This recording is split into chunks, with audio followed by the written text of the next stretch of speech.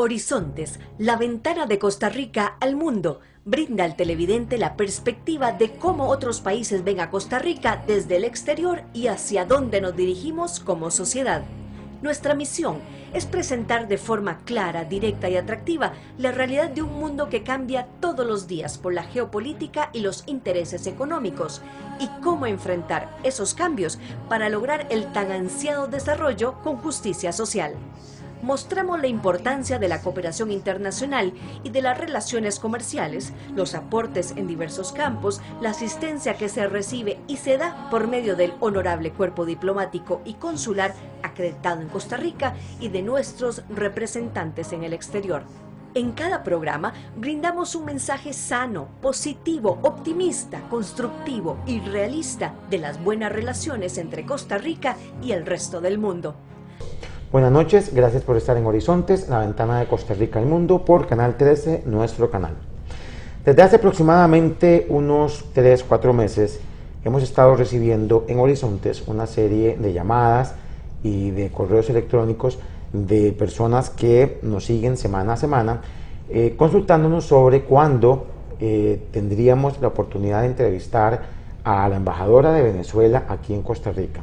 Sin embargo, después de varios intentos de parte de la Dirección de Horizontes, la Embajada de Venezuela no solamente no nos ha respondido, sino que no nos ha permitido tener a la embajadora de ese país suramericano en el programa Horizontes. Con el fin de complacer a nuestros televidentes, me dediqué a buscar quién podría tocar el tema de Venezuela y de las relaciones con Costa Rica, no desde el punto de vista ideológico, porque no es un tema que nos interese, sino pues para conocer un poco las relaciones entre los dos países.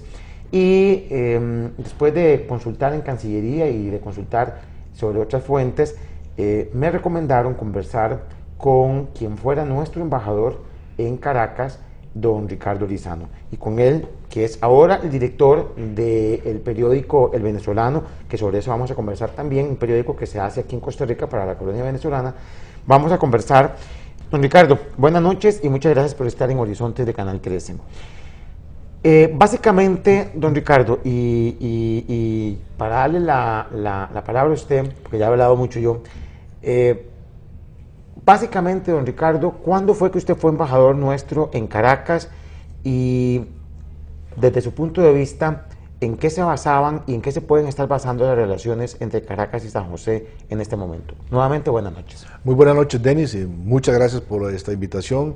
Un saludo muy especial a su audiencia, que sé que es muy grande. Yo el programa he tenido el placer de verlo en varias ocasiones.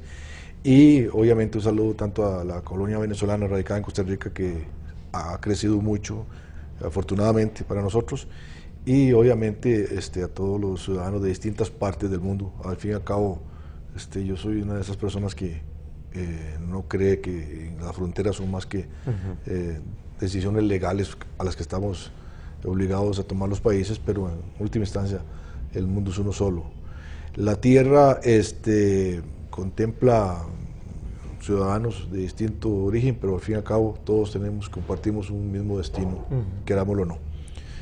Específicamente en cuanto a lo que usted me pregunta, yo fui embajador de 1998 a 2003, le presenté credenciales primero al presidente Rafael Caldera, se les presenté a él, y en diciembre del 98 fueron las elecciones que ganó abrumadoramente el presidente Chávez, y obviamente viví la primer parte de esa gestión, que fue, yo diría, traumática en muchos sentidos para la experiencia venezolana, para la vida institucional del país. Y en aquel momento las relaciones fundamentalmente giraban en torno a dos ejes fundamentales, que es un estrecho vínculo político-institucional que se remonta a la historia mucho tiempo atrás. Aquí en Costa Rica, por ejemplo, radicaron venezolanos de mucho peso en la vida política posteriormente en su país, como fueron el expresidente o los expresidentes Rómulo Betancourt y Carlos Andrés Pérez, lo mismo que don Raúl Leoni. y el otro eje alrededor del cual giraban las relaciones es obviamente el petróleo. Costa Rica adquiría en ese momento la mayor parte, casi un 60% del petróleo que consumíamos, lo comprábamos allá. Tengo entendido que eso ha disminuido notablemente en el tiempo, pero era ese, digamos, las dos ejes fundamentales alrededor de los cuales giraban los vínculos entre dos naciones que durante mucho tiempo fueron emblemáticas en cuanto a el carácter institucional democrático en la América Latina. Nosotros después de los acontecimientos traumáticos del 48 y Venezuela después de periodos dictatoriales pronunciados, bastante largos algunos de ellos, y que en 1952 más o menos se resolvieron por la vía del llamado Pacto de Punto Fijo, que provocó un entendimiento similar al bipartidismo que hemos tenido en Costa Rica, o que tuvimos durante algún tiempo, y eso dio espacio para una institucionalidad muy sólida en América Latina. Venezuela fue uno de los países, pienso yo, institucionalmente más sólidos, hasta que vinieron los acontecimientos que condujeron a la realidad que se vive hoy día. Okay. Cuando uno oye o ve el proceso electoral que está viviendo en este momento Venezuela, uno se pregunta a veces, bueno, ¿qué será lo que el venezolano quiere realmente?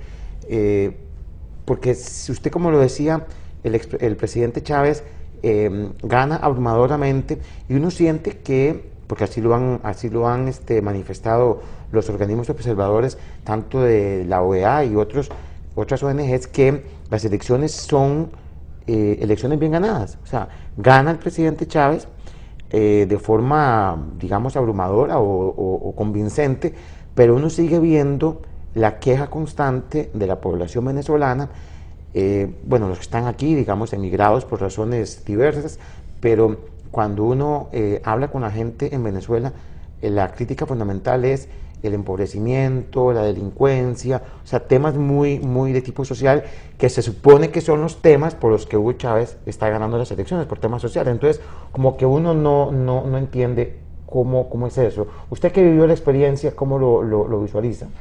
Bueno, yo creo que esa es una de las grandes paradojas de esta experiencia, como le digo, traumática que ha vivido Venezuela. El que Chávez haya ganado las elecciones, el presidente Chávez, lo hizo de manera legítima, ciertamente, pero una cosa son las elecciones de ese 6 de diciembre del 98, ¿verdad? En un contexto en el cual, digamos, la ya para entonces frágil institucionalidad permitió unas elecciones absolutamente libres, en las cuales el presidente Caldera y su gobierno fueron totalmente neutrales.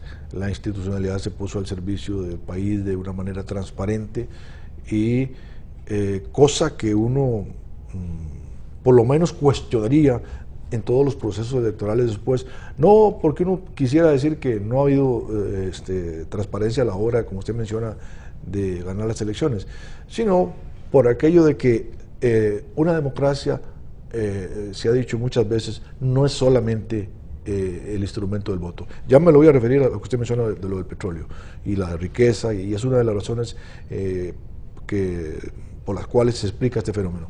Pero nada más para decirle esto, que una cosa son las elecciones y otra cosa es que ellas se desenvuelvan en un ámbito de tolerancia, de transparencia, de no amedrentamiento al opositor, algo a lo que estamos acostumbrados en nuestro país, cosa que muchos cuestionarían que hayan sucedido en todas las elecciones posteriores a las si no en todas, por lo menos en la gran mayoría de ellas posteriores a la elección del 6 de diciembre del 98, cuando asumió la presidencia Hugo Chávez. Vamos a hacer una pausa comercial y ya regresamos.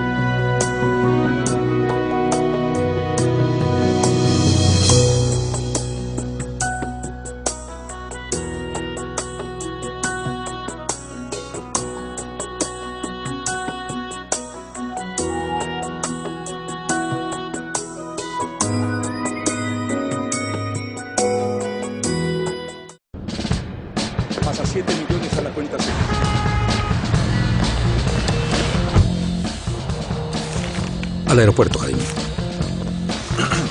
No, señor. Mi nombre es Miguel. Disculpe, señor. Chofer, lléveme a casa. Llámeme Jaime, señora. Nuevo Renault Fluence. Conduce a otro nivel.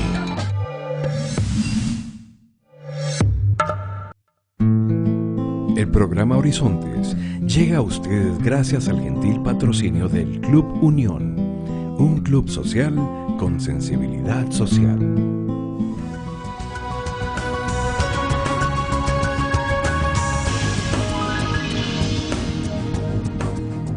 Gracias por continuar con nosotros. Estamos conversando con quien fuera nuestro embajador en Caracas, don Ricardo Lizano, y ahora director del periódico El Venezolano.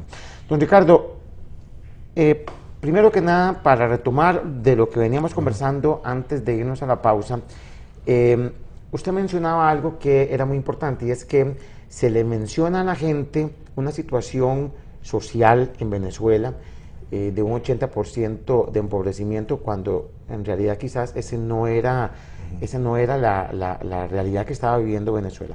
Pero lo cierto del caso es que el mensaje del presidente Chávez cala de forma muy fuerte, de tal forma que no solamente logra llegar a la presidencia del país por primera vez, sino que lo hace por una segunda oportunidad. Ahora está compitiendo nuevamente por la presidencia, pero logra también cambios sociales, ideológicos y estructurales de forma impresionante, abarcando casi que prácticamente toda la realidad venezolana en todo sentido. Tiene tanto poder el presidente Chávez, o sea, es tal el nivel de poder que él tiene, porque cuando yo veo, por ejemplo, en Costa Rica, algunos discursos de algunos políticos a nivel ya muy populista, cuando uno siente como que la población costarricense está cansada de lo tradicional, uno se pregunta, ¿qué hace que una persona como Hugo Chávez llegue a convertirse no solamente en el presidente de un país, sino en el transformador ideológico, social, económico, político, etcétera, en un país como Venezuela? Permítame retomarle lo que usted me mencionaba antes del petróleo. Y si me permite hacer una expresión caricaturesca, quien tiene el poder no es él, sino el petróleo. En Venezuela yo recuerdo haber escuchado mucho una frase de un gran intelectual, don Arturo Uslar Pietri, llamaba al petróleo el excremento del diablo. Y es que, por alguna razón, el petróleo sigue siendo una de las fuentes principales de ingreso en el mundo, de los países que lo poseen. Y existe lo que algunos sociólogos llaman los estados petroleros, petroestados.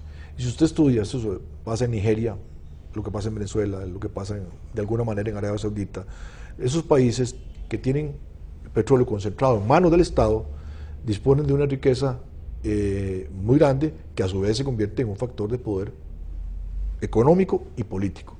De manera que controlar el petróleo significa controlar casi el 80% de la economía del país. El Producto Interno Bruto de Venezuela se compone mayoritariamente de petróleo, ¿verdad? Y claro que esos son ingresos fluidos. Eso no quiere decir que el país económicamente esté bien, pero le da, me imagino yo, un flujo de caja suficiente para controlar el resto de la economía de alguna manera tal, o de manera tal que todas las áreas marginales de alguna manera conducen a tener una relación de una u otra manera con eso que es el petróleo, y ese petróleo está en manos de una empresa del Estado. Y cuando usted tiene una concesión ideológica, que usted supone que el Estado debe ser el rector de la economía del país, de ahí eso tiene consecuencias. Y esto no quiere decir que usted haya solucionado los problemas siguen allí. Venezuela sigue teniendo una de las tasas de criminalidad más altas del mundo. Muchos venezolanos que han emigrado a Costa Rica ni siquiera lo hacen por razones económicas. Algunos de ellos pudieran sobrevivir económicamente en su país. Lo que pasa es que la tasa o la inseguridad es tan alta que difícilmente usted está en una recepción y no encuentra alguna otra manera de que un venezolano le cuente que un pariente, un hermano, un padre, un amigo, alguien ha sido víctima de la espantosa ola de inseguridad que afecta a esa nación. Dicho esto, entonces, ¿a qué quiero retomarle? El hecho de que se controle el petróleo le da a usted una gran cantidad de recursos para poder influir en un gran sector de la población y de esa manera de alimentar lo que se ha conocido en la América Latina como el clientelismo político. Ahora, don Ricardo, cuando uno, por ejemplo, habla con los venezolanos aquí en Costa Rica, la mayoría de ellos, ¿verdad? La mayoría de ellos son personas que se vinieron por razones de tipo ideológico, no comparten digamos, el sentimiento ideológico que pueda tener el presidente Chávez, o por razones de tipo política, etcétera. Pero más allá de eso, la colonia venezolana, no sé cuánta gente puede hacer, pero la colonia venezolana en Costa Rica, cada día yo siento que es importante, no solamente en números, sino también en inversión, ¿verdad? Porque es gente que viene a invertir. Tenemos empresas de Venezuela acá, o de venezolanos acá, que son realmente importantes, ¿verdad? Cuando usted, digamos, ya se convierte en el director del periódico El Venezolano, que se hace acá en Costa Rica, es porque los venezolanos empiezan a sentir sed de su país y no encuentran el manantial, digamos, de información que no sea de un solo, digamos, de un solo tipo, sino que quieren conocer de lo que está pasando. En fin, ¿cómo es que nace el periódico y cuál es el objetivo de tener un periódico? Vea usted la particularidad. El periódico en realidad es una franquicia que se nació 20 años, o sea, mucho antes de que Chávez llegara al poder, que tiene 13 años de estar en el poder. O sea que el periódico fue concebido ya para entonces. La comunidad venezolana, especialmente en Miami, que fue donde nació el periódico, era muy grande. En los fines de los años 80, a Venezuela se le decía la Venezuela Saudita.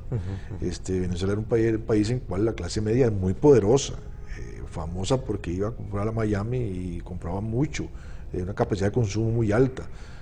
Caracas es una ciudad de 8 millones de habitantes, algunos dicen que más. Entonces es un movimiento realmente importante, fuerte. Y con relación a los medios de comunicación, con relación a la situación que se vivió, indudablemente la influencia de Cuba tiene que haber jugado un papel, asumo yo, alarmante en una primera diáspora.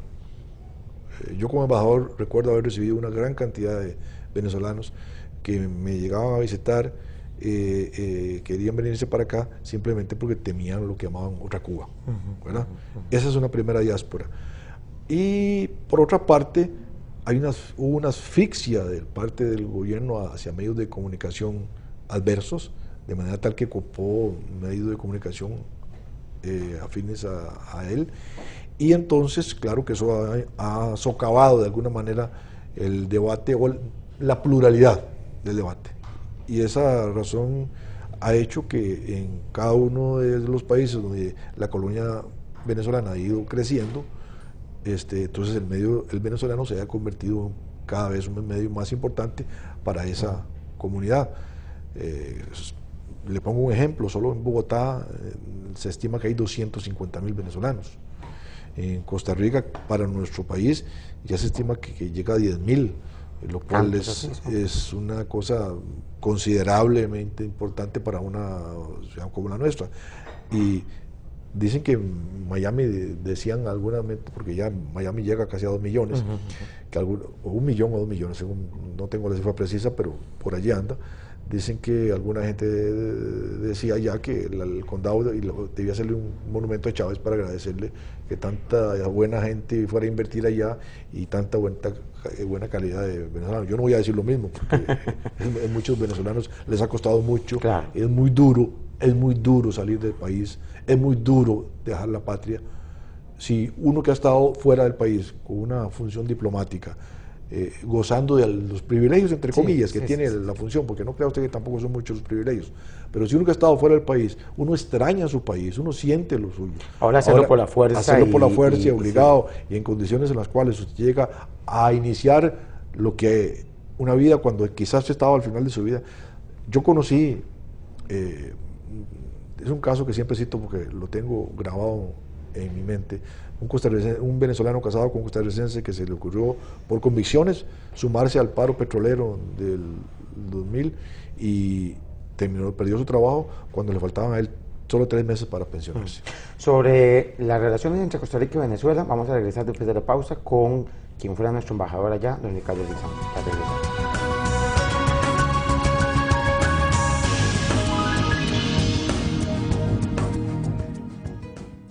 Del 1 al 14 de julio nos vamos de paseo a Uruguay, Argentina, Paraguay y Brasil.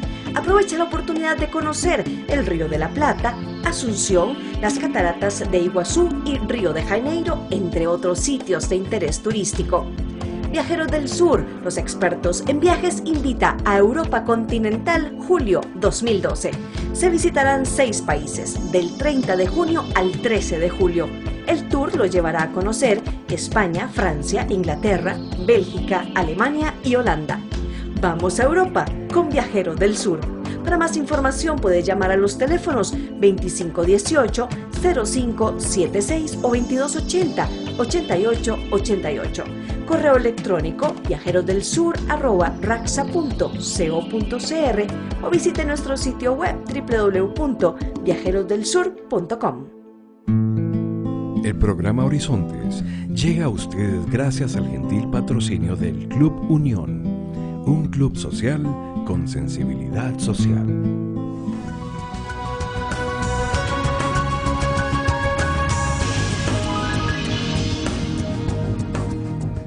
Estamos en la parte final de este programa dedicado a las relaciones entre Costa Rica y Venezuela.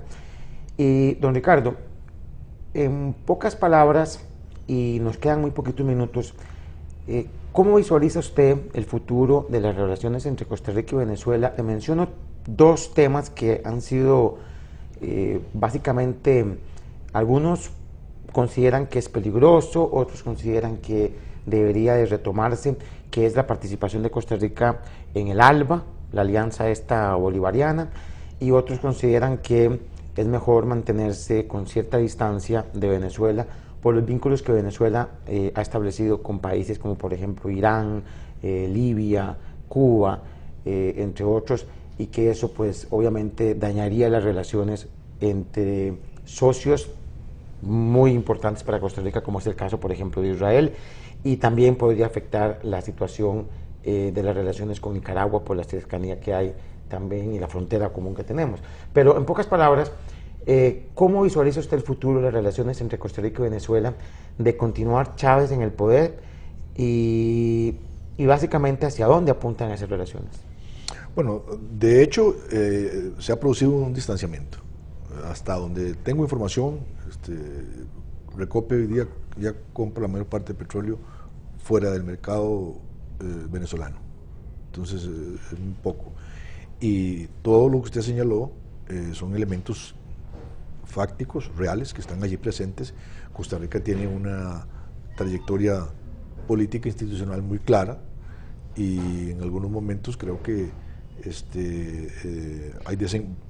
se producirían desencuentros cuando, por ejemplo, nosotros históricamente hemos tenido y tenemos lazos muy fuertes con Israel, con Estados Unidos, porque en Costa Rica no hemos padecido el trauma anti-yanqui que han padecido otros países en América Latina, y además de la concepción de la vida institucional nacional no apunta hacia estar estatizando o amedrentando a los empresarios o tratando de socavar la institucionalidad o la independencia del voto de los ciudadanos. Aquí todavía gozamos por dicha, y esperemos que sea siempre así, de independencia en ese sentido, y yo creo que hay un sector vinculado al partido de gobierno en Venezuela que piensa distinto, muy distinto a nosotros, y eso de mantenerse así nos alejaría. Sin embargo, nada más déjeme decirle que hay acontecimientos recientes que apuntan que yo creo que esto no va a durar para siempre. Bueno, en todo caso, ojalá que el presidente Chávez se recupere en su salud y que pueda seguir gozando de buena vida, pero lo que a mí me preocupa, y con esto voy cerrando el programa, don Ricardo, es que cuando un país empieza a generar tantos inmigrantes en todas direcciones, ¿verdad? Se mencionaba 10.000 venezolanos acá aproximadamente, 1 o 2 millones en Miami, yo no sé cuántos hay en el resto del mundo, pero sé que hay mucho venezolano repartido por todo lado. Cuando un país empieza a generar tantos inmigrantes, es porque algo no está, algo no anda bien, o es una situación de tipo político, una situación de tipo económico, pero yo considero que nosotros, para lo que tanto se ha mencionado, tanto se ha dicho, no estamos como tan mal, deberíamos estar mucho mejor, pero porque el costarricense no tiende a ser un migrante, ¿verdad? Y yo calculo que ese es un buen parámetro para determinar cuán bien está un país o cuán mal puede estar un país. Yo reconozco que con los venezolanos que yo he conversado durante todo este tiempo, los que han llamado para que se hiciera un programa sobre esto, son gente que sueñan con volver a Venezuela, primero. 2, que siguen queriendo y siguen extrañando a su país. Y lo más importante, don Ricardo, es que es gente que le reconoce a Costa Rica el haberle tendido la mano en momentos tan complicados en la historia de Venezuela. Decirles a ustedes que hicimos un gran intento por conversar con la embajadora de Venezuela aquí en San José, pero no se nos dio la oportunidad. Agradecerle a usted, don Ricardo, el haber estado en el programa Horizontes de Canal 13, y nos vemos el próximo jueves, como de costumbre, en nuestro canal. Buenas noches, don Ricardo. Muchas gracias por la invitación. Hasta luego.